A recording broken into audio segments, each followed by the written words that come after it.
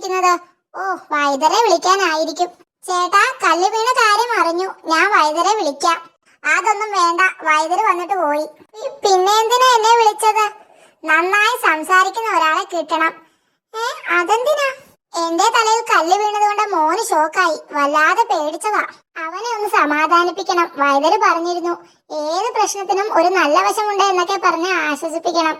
ഞാൻ ആശ്വസിപ്പിച്ചാൽ മതിയോ? താനായാൽ ശരിയാവില്ല, വേറെ ആളെ നോക്ക്.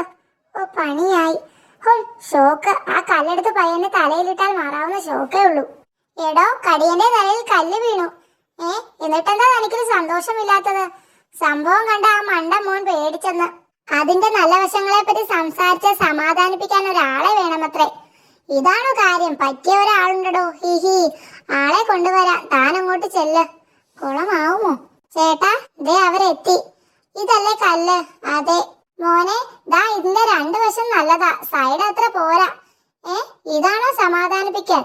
നല്ല വശങ്ങളെ പറ്റി പറയാനല്ലേ പറഞ്ഞത്. ഇങ്ങനെ കല്ലുകളുടെ എക്സ്പെർട്ടാ. ഇപ്പൊ ശരിക്കും സമാധാനമായി.